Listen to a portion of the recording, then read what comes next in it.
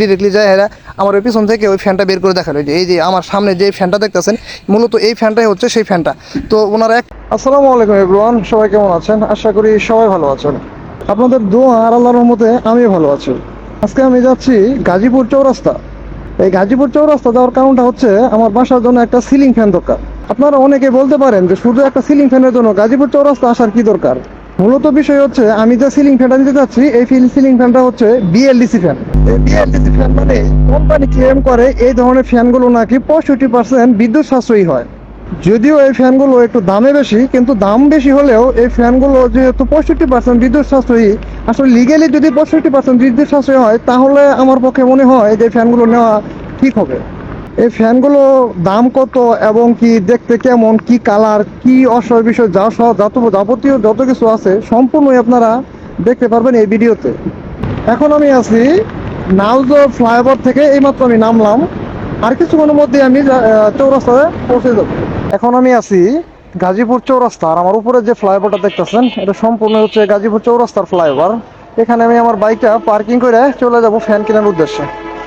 তারপর আমরা আইসা বললাম ওয়ালটনের শোরুমে। আর ওয়ালটনের শোরুমে আসার পরে আমরা ফ্যানগুলো দেখতে লাগলাম। এই যে আমার সামনে যে ফ্যানগুলো দেখতেছেন, এগুলো সবগুলো ওয়ালটনের ফ্যান। তবে এখানে যে ফ্যানগুলো আছে সবগুলো ফ্যানের মধ্যে আমি যে ফ্যানটা কিনতে চেয়েছি সেই ফ্যানটা এখানে নাই। তো আমার যে এখানে শোরুমের যে ভাই আছে সেই ভাইরে আমি বললাম, ভাই এখানে তো আমার ওই ফ্যানটা মিসিং আছে, আপনারা দেখেন তো আমি যে ফ্যানটা চাইতেছি এই ফ্যানটা এখানে আছে কিনা। পরে ওই ভাই বললো, হ্যাঁ আমাদের এখানেও আছে, দাঁড়ান আপনারা আমি দেখাইতেছি।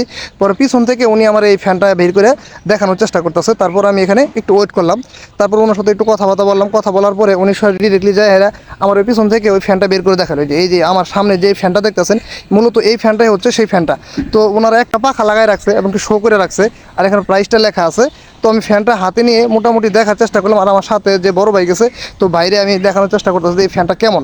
তো এটার যে কন্ট্রোলিং বক্সটা কিংবা পিছনে যে কন্ট্রোলটা আছে, যদি আপনারা দেখেন আসলে দেখলে একটু অবাক হয়ে যাবেন, কারণ এই পিছনে কন্ট্রোলিংটা মোটামুটি অনেকটা বড় একটা কন্ট্রোলার। আর এখানে একটা সার্কিট আছে, কারণ এখানে এসি থেকে ডিসি করার পরে এই ফ্যানটা দিয়ে রান হয়। আর এই এসি থেকে ডিসি হওয়ার কারণেই মূলত এই ফ্যানটার মোটামুটি বিদ্যুৎ বিল কম। আর এটার যে পাখাটা যদি আপনাদেরকে আমি দেখাই, দেখেন এই যে এখানে দেখেন বডিটা কত বড়। আর পাখাটা যদি দেখাই, যে দেখেন পাখাটা অনেকটা শক্তপোক্ত এবং প্লাস্টিকের পাখা, যা কখনো গরম হওয়ার মতো না।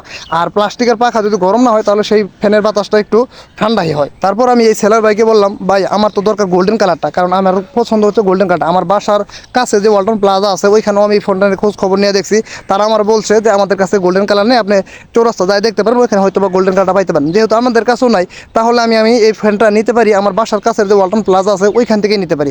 তো এখান থেকে আমি ফ্যানটা না নিয়েই বাসার দিকে রওনা দিতেছি। তো যদি আমি গোল্ডেন কালারটা পাই তো নিব, আর যদি না পাই তাহলে হোয়াইট কালারটাই কিনে ফেলবো। তো এই ভিডিওতে যে ফ্যান কেনার যে দৃশ্যটা কিংবা সেটা আমি আপনাদেরকে দেখাইতে পারছি, নেক্সট ভিডিওতে আপনাদেরকে অবশ্যই আমি দেখাবো। তো আপনারা যেখান থেকে আমার এই ভিডিওটা দেখতেছেন সকলের জন্য রইল শুভকামনা। ভালো থাকবেন, সুস্থ থাকবেন, আল্লাহ হাফেজ।